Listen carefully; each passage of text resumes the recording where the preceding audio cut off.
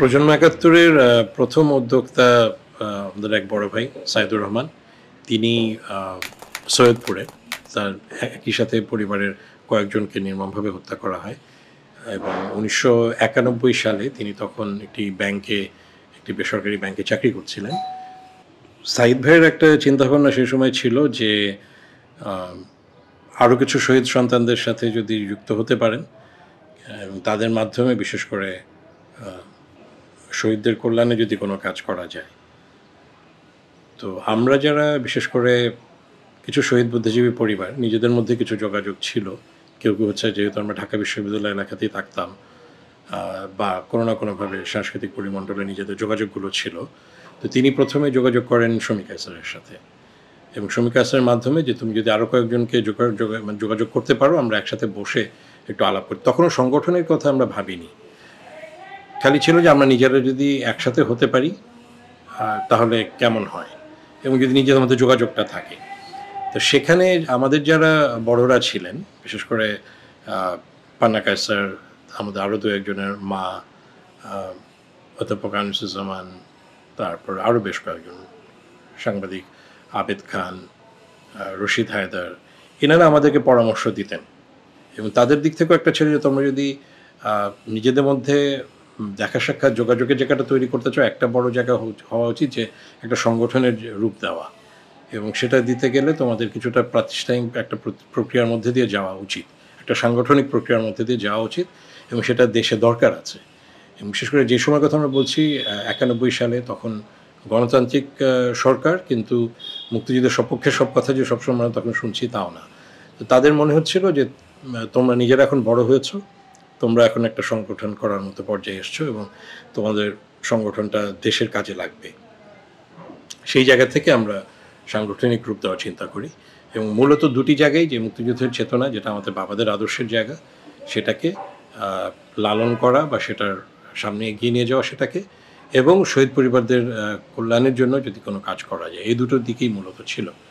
এবং তখন আমরা যারা মূল উদ্যোক্তার মধ্যে ছিলাম, আমরা তখন সবাই তরুণ, কাজে তখন সময় দেওয়াটাও সহজ ছিল কিছুটা তুলনামূলকভাবে। তখন আমরা পেশাগতভাবে যুক্ত হয়ে যাইনি বিভিন্ন জায়গায় এবং সময়টাও এরকম যে যুদ্ধাপরাধীদের ব্যাপারে বিচার, গোলাম আজমের বিরুদ্ধে যে গণ আদালত, সেই সময়টা, কাজে ওই আন্দোলনের সাথেও আমরা ব্যক্তি হিসেবেই কেউ কেউ যুক্ত ছিলাম, শাহরিয়ার কবির, জাহানারা ইমাম, ওনাদের সাথে। তখন প্রজন্ম একাত্তর তৈরি হওয়ার মাধ্যমে সেটা আমরা একটা সাংগঠনিকভাবেই সেখানে যুক্ত হলাম। বিশেষ করে যে জাতীয় সমন্বয় কমিটি হয়েছিল রাজনৈতিক দল এবং 101টি সংগঠনকে নিয়ে, সেখানে প্রজন্ম একাত্তরও ছিল। কাজী ওই আন্দোলনের সাথে আমরা তখন যুক্ত থাকলাম, কাজী যুদ্ধাপরাধীদের বিচারের একটি প্রক্রিয়ার মধ্যে প্রজন্ম একাত্তরের একটা ভূমিকা থাকলো। আরেকটি যেটা আমরা তখন চিন্তা করেছিলাম যে মুক্তিযুদ্ধের চেতনা প্রতিষ্ঠা করার ক্ষেত্রে আমাদের যে বৌদ্ধভূমিগুলো আছে সেগুলোকে চিহ্নিত করা বা বৌদ্ধভূমিকে রক্ষা করার জায়গাগুলো কিভাবে করা যেতে পারে। তো সেইটার মধ্যে রায়ের বাজারকে নিয়ে আমাদের একটা চিন্তাভাবনা ছিল। তখনও রায়ের বাজার চিহ্নিত হয়নি, রায়ের বাজার স্মৃতিসৌধও তৈরি হয়নি।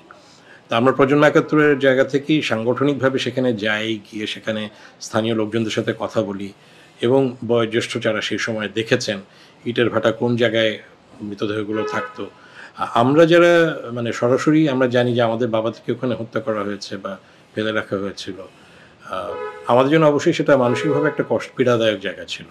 কিন্তু তারপরেও মনে হচ্ছে যে আমরা যদি একটা সংগঠন করি, সাংগঠনিকভাবে এই দায়িত্বটুকু আমরা পালন করতেই পারি এবং সেটা একটা যদি দৃষ্টান্ত স্থাপন করা যায়।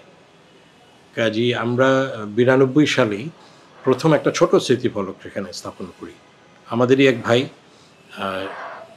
শহীদ সাংবাদিক সিরাজউদ্দিন হোসেনের ছেলে তৌহিদ রেজানু, ও তখন আমাদের সাধারণ সম্পাদক, ও প্রস্তাব করে আসাদ চৌধুরীর একটি কবিতার লাইন, তোমাদের যা বলার ছিল বলছে কিতা বাংলাদেশ, সেটি দিয়ে আমরা প্রথম একটি স্মৃতিফলক সেখানে প্রতীকী ইটের গাঁথনি দিয়ে একটা ছোট স্মৃতিফলক স্থাপন করি।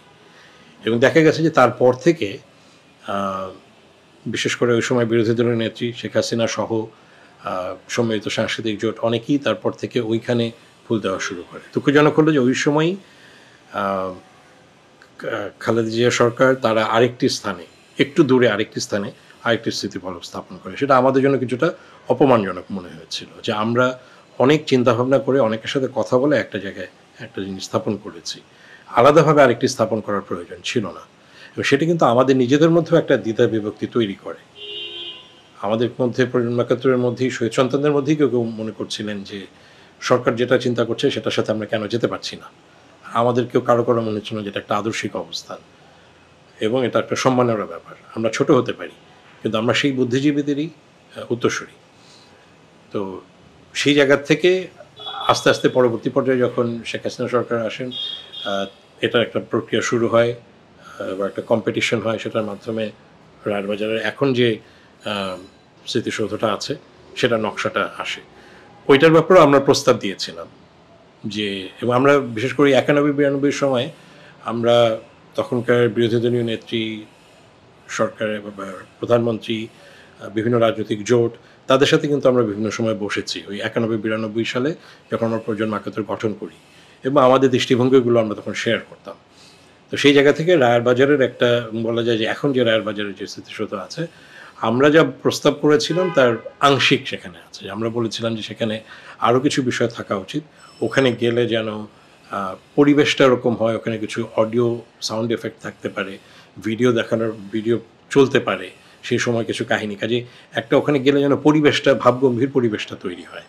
তো সেটা আমরা এই 14ই ডিসেম্বর বা বিশেষ দিবসগুলো ছাড়া অন্য সময় সেটা দেখি না। ওটা একটা মানে খোলা একটা পার্কের মতো জায়গা হয়ে গেছে, এবং সেটা যারা ওখানে যান তাদের উপর পুরো দোষ দেওয়া যাবে না, সেটা কর্তৃপক্ষের উপরে। আমি বলবো যে সেখানে যেই পুরো পরিকল্পনা আমরা বলেছিলাম সেটার আংশিক বাস্তবায়ন হয়েছে, তারপরেও হয়েছে। এবং আমরা এখন দেখি যে ওখানে যেসব জায়গায় স্মৃতিফলকগুলো আছে, সেখানে যে নামকরণের জায়গাগুলো আছে, সেখানে একটা জায়গায় প্রজন্ম একাত্তরের কথাও আছে। তো সেটা আমরা মনে করি যে এক ধরনের একটা স্বীকৃতি রাষ্ট্রীয়ভাবে আছে যে প্রজন্ম একাত্তর যে উদ্যোগটি নিয়েছিল সেটির। এর পরবর্তীতে আমরা শিয়ালবাড়ি সহ আরও বিভিন্ন জায়গায়, কয়েকটা জায়গায় আমরা গিয়ে কিছু বধ্যভূমি চিহ্নিত করার কাজ করি, এবং তারপরে যেটা করি যে বিভিন্ন জায়গায় আমরা সদস্য আহ্বান করা। কারণ আমরা জানি যে বিভিন্ন রাজনৈতিক বিভিন্ন বা সামাজিক সাংস্কৃতিক পরিবেশের কারণে শহীদ পরিবারগুলো বিচ্ছিন্ন হয়ে আছে বা আর্থসামাজিক কারণেও বিচ্ছিন্ন হয়ে আছে। এদেরকে কী করে একটু নিজেদের যোগাযোগের মধ্যে আনা যায়। আমরা একটা জিপিও বক্সের মাধ্যমে, প্রচারণার মাধ্যমে আমরা শহীদ সন্তানদেরকে নিজেদের একটা পাটাতনের মধ্যে আনার চেষ্টা করি, একটা প্ল্যাটফর্মে আনার চেষ্টা করি সারা দেশে, এবং কয়েকটি শাখাও তখন আমরা গঠন করি। এটা ওই 95, 94, 95 এই সময় পর্যন্ত। তারপর থেকে 95-এর পর থেকে দীর্ঘ 30 বছরে যতটা যা আমরা করতে চেয়েছি সবসময় সেটা আমরা পারিনি। একটা হচ্ছে যে আমরা যারা তরুণ ছিলাম তারা আমরা বিভিন্ন পেশার সাথে যুক্ত হয়ে গেছি, এবং একটা সংগঠনকে দাঁড় করানোর জন্য, এগিয়ে নিয়ে যাওয়ার জন্য যতটা সময় দেওয়া দরকার ততটা আমরা দিতে পারিনি। আরেকটা বাস্তবতা ছিল যে সেই যে 92 সালে একটু কিছুটা আমাদের মধ্যে দ্বিধাবিভক্তি তৈরি হলো, আমাদের অবস্থান কী হবে। তো সেটার কারণে আমাদের কিছু ভাঙন হলো। অনেকে সেটাকে ভাঙন নেতিবাচক হিসাবে দেখে, কিন্তু আমরা মনে করি যে সেটা ভালো দিকও আছে। আর আমরা সমাজের বাইরে না, সমাজে যেমন বিভিন্ন ধরনের মানুষ আছে, বিভাজন আছে, সেরকম প্রজন্ম একাত্তরেও বিভাজন আসতে পারে, এবং বিভাজনের মধ্যে দিয়ে যদি আমরা কিছুটা পরিশীলিত জায়গায় অবস্থান করতে পারি সেটা একদিক থেকে ভালো। কাজে এখন আমি বা আমার মতো আরও অনেকে যেই অংশের সাথে আছি প্রজন্ম একাত্তরের, আমরা মনে করি যে আমরা একটা পরিশীলিত পরিশুদ্ধ জায়গার মধ্যে আছি, যেখানে আমরা মুক্তিযুদ্ধের আদর্শকে ধারণ করে এগিয়ে যাওয়ার চেষ্টা করছি। তবে এই দ্বিধাবিভক্তির কারণে সাংগঠনিকভাবে যা আমাদের যতটা করা দরকার ছিল, অর্থাৎ সারা দেশ থেকে আমরা যদি 30 লাখ নাও বলি, 1 লাখ মানুষকেও যদি আমরা 1 লাখ পরিবারকেও যুক্ত করতে পারি, আমরা কিন্তু তা পারিনি। বিভিন্ন জায়গায় যদি আমরা শাখা গঠনের কথা বলি, সেগুলো আমরা পারিনি। তবে আমরা যেটা চেষ্টা করি যে, যেটা আমাদেরকে জাহানের ইমাম একসময় বলতেন যে প্রজন্ম একাত্তরের ছেলেমেয়েরা তোমরা হবে এক ধরনের অনুঘটকের মতো, দেশের বিবেকের মতো। সেটা আমরা বিভিন্ন সময় চেষ্টা করি, এখনও করি। সেটা যেমন নির্বাচনে যুদ্ধাপরাধীরা যেন অংশগ্রহণ করতে না পারে, সেটার প্রচারণা আমরা প্রজন্ম একাত্তরের মতো করি, অনেক সময় অন্যান্য বিভিন্ন সংগঠনের সাথে মিলেও করি। কাজে এই জায়গাগুলো জাতীয় জীবনে মুক্তিযুদ্ধের চেতনাকে প্রতিষ্ঠা করার ব্যাপারে কিছু কিছু কাজে আমরা ভূমিকা রাখি। সেটা কখনো হয়তো সংবাদ বিজ্ঞপ্তির মাধ্যমে, কখনো স্মারকলিপি প্রদানের মাধ্যমে, কখনো মানববন্ধনের মাধ্যমে। যখন সাম্প্রদায়িক হুমকি হয় তখন আমরা মানববন্ধনের মতো আয়োজন করি, এবং আমরা মনে করি যে প্রজন্ম একাত্তর একটা সিম্বল, একটা প্রতীক, যেটা জাতিকে কিছুটা হলেও, জাতির বিবেককে কিছুটা নাড়া দেয়। কারণ যেহেতু আমরা সরাসরি মুক্তিযোদ্ধার যারা শহীদ হয়েছেন তাদের উত্তরসূরি, তাদের সন্তানরা আমরা কথা বলছি। কাজেই যারা মুক্তিযুদ্ধের সপক্ষের মানুষ, সাধারণ নাগরিক, তারা যদি খুব সচেতন নাও হয়, তারা যদি একটু চিন্তা করে যে প্রজন্ম ৭১ কে বা কারা, তাদের বিবেকটা হয়তো কিছুটা নাড়া দেবে যে আচ্ছা এদের কথাটা একটু শোনা উচিত। এবং এটা আমরা অনেক সময় সেই সাড়াগুলো পাই সাধারণ জনগণের কাছ থেকে। এবং তারা অনেক সময় বলেন যে আপনাদের, অনেক সময় তারা আমাদেরকে এরকমও বলেন যে আপনাদেরকে আরও সক্রিয় হতে হবে, আরও সরব হতে হবে সব কিছুতে। তো সেটা আমরা যে যার অবস্থান থেকে চেষ্টা করি। এখন 2022-এ এসে আমাদের 31 বছর হলো।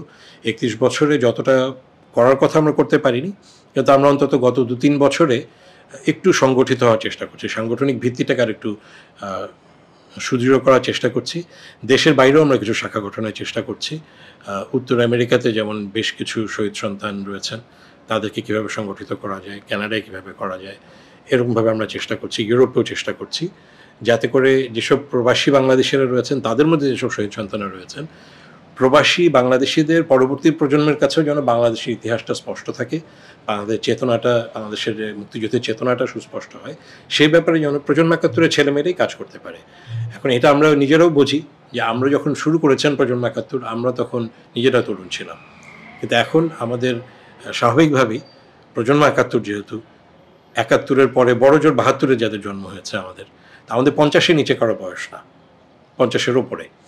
তো সেদিক থেকে চিন্তা করলে আমাদের ভাবার সময় এসেছে যে প্রজন্ম ৭১ সামনের দিনে কীভাবে কাজ করবে।